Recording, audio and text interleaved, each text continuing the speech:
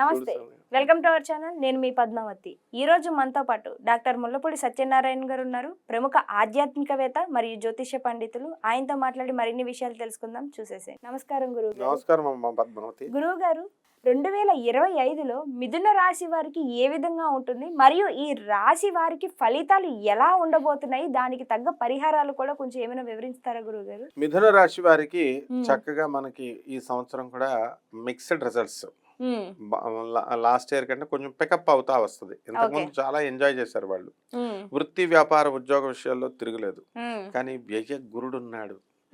ఈ వ్యయ గురుడు వల్ల మే 30వ తేదీ వరకు, అంటే మనకు కావాల్సింది మార్చే కాబట్టి అంతవరకు కోర్టు సమస్యల్లో ఇరుక్కోవడానికి, తర్వాత పోలీస్ స్టేషన్లు ఎక్కడానికి అవకాశాలు ఉంటాయి. ఎందుకంటే వ్యయ గురుడు తీసుకెళ్తాడు అనమాట. కాబట్టి అటువంటి పరిస్థితులు వీళ్ళు తెచ్చుకోకుండా కాస్త జాగ్రత్తగా మంచి వాళ్ళతో చేయడం, మంచి పనులు చేయడం, ఇలాంటివన్నీ కూడా ఈ మిథున రాశి వారు చేసుకోవాలి. అలాగే మిథున రాశి వారికి అర్ధాష్టమ కేతువు నడుస్తున్నాడు. దానివల్ల సమస్యలు ఏ యాంగిల్ నుంచి ఏ రూపంలో ఎలా వస్తాయో తెలియదు అనమాట. కాబట్టి జాగ్రత్తగా ఉండాలా. విదేశాలంటే ఈ మిథున రాశి వారికి చాలా ఇష్టం. మిథున రాశి వాళ్ళని ఏమంటారంటే బటర్ఫ్లైస్ అంటారు. అంటే వాళ్ళు ఒకదాని మీద స్టాండర్డ్గా ఉండరు అనమాట. వాళ్ళకి ఎంతసేపు కూడా వేరే చేంజ్ను కోరుకునేటటువంటి గ్రహం. అందులో almost all IAS officers, IPS officers, ఇలా వీళ్ళంతా కూడా ఎక్కువ ఈ రాశి వాళ్ళ ఇందులోనే ఉంటారు. కానీ దేన్ని డిసైడ్ చేసుకోలేరనమాట అర్ధాష్టమ కేతుగ్రహ ప్రభావం వల్ల. విదేశాలకు మంచి అవకాశాలు వస్తాయి. విదేశీ విద్యార్థులందరూ కూడా విదేశాల్లో వాళ్ళు కోరుకున్న చోట్ల కాకపోయినా, కోరుకున్న విశ్వవిద్యాలయాల్లో కాకపోయినా, మామూలుగా ఏదో ఒక విశ్వవిద్యాలయంలో సీట్ రావడం జరుగుతుంది. కోరుకున్న కోర్సులు కాకపోయినా ఏదో ఒక కోర్సుల్లో సీట్ రావడం అయితే జరుగుతుంది. విదేశాలకు వెళ్తారు. ఇప్పుడు ట్రంప్ వచ్చిన తర్వాత, ఇప్పుడు నిన్ననే మనకి వేసాలందరికీ కూడా మేజర్ మొత్తం 90% ఎవరికి కూడా ఇండియన్స్కి రాలేదు. ఇది అర్ధాష్టమ కేతుగ్రహ ప్రభావం అనమాట. కాబట్టి ఒక్క మిథున రాశి వాళ్ళకే కాదు, అన్ని రాశుల వాళ్ళకే ఇవ్వలేదు ఆయన వల్ల. మిథున రాశి వాళ్ళే ఎక్కువ ఎఫెక్ట్ అవ్వడానికి అవకాశాలు ఉంటాయి. ఇక మనకున్నటువంటి శనిగ్రహ ప్రభావాన్ని కనుక తీసుకుంటే, భాగ్యంలో ఉన్నటువంటి శని మార్చి 29వ తేదీ వరకు అద్భుతమైనటువంటి రిజల్ట్స్ ఇవ్వడానికి ఉంటుంది. కాబట్టి ఇనుము సంబంధము, తర్వాత ఈ యొక్క ఆయిల్ బిజినెస్లు కనుక ఎవరైతే పెడతారో వాళ్ళు మంచి మోతాదుల్లో వాళ్ళు డబ్బులు సంపాదించడానికి అవకాశాలు ఉంటాయి. అలాగే మాకు ఉద్యోగం రావట్లేదండి అని బాధపడేటటువంటి వాళ్ళంతా కూడా ఆయిల్ అండ్ ఈ ఇండస్ట్రీస్లో కనుక మనం ఐరన్ ఇండస్ట్రీస్లో జాబులు అప్లై చేస్తే వెంటనే వచ్చేస్తాయి. అలాగే చక్కగా ఈ యొక్క మిథున రాశి వారికి చేపల రొయ్యల చెరువులు నడుపుతున్న వాళ్ళు ఉన్నారు. వాళ్ళకి అద్భుతమైనటువంటి ఫలితాలు వస్తాయి, మంచి డబ్బు వస్తుంది. అలాగే పొలాలు లేనటువంటి వాళ్ళు పొలాలకు ఉంటారు, స్థలాలు లేనటువంటి వాళ్ళు స్థలాలకు ఉంటారు. అద్దెళ్ళల్లో వాళ్ళు మిద్దెళ్లలోకి, పెద్దళ్లలోకి చేరడానికి మిథున రాశికి అన్ని బాగున్నాయి. ఒక్కటేంటంటే వాళ్ళకి వ్యయ గురుడు వేధిస్తాడు.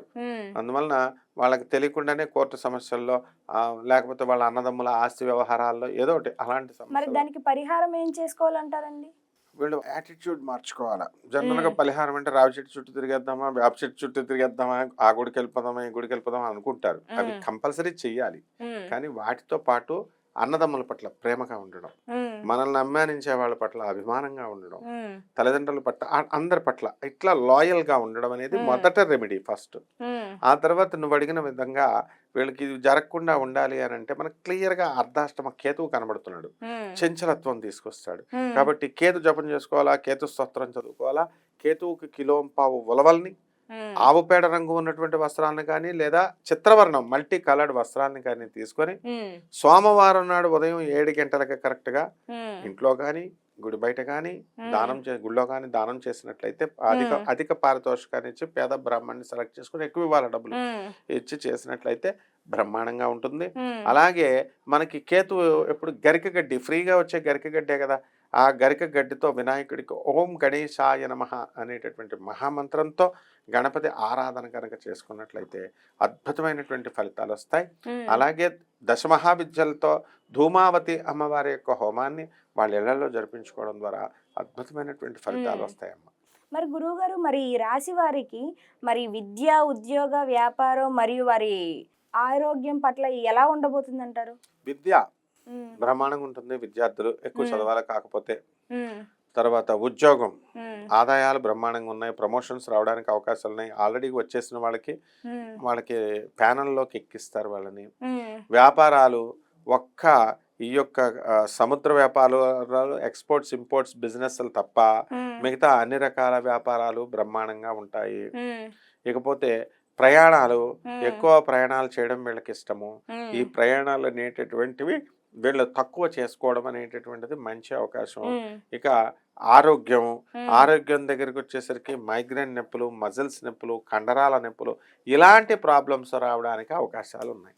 మరి వివాహం అంటారండి? వివాహం దగ్గరికి వచ్చేసరికి గురుడు 50% సంబంధాలన్నీ కూడా మాట్లాడుకొని పెట్టుకుంటారు.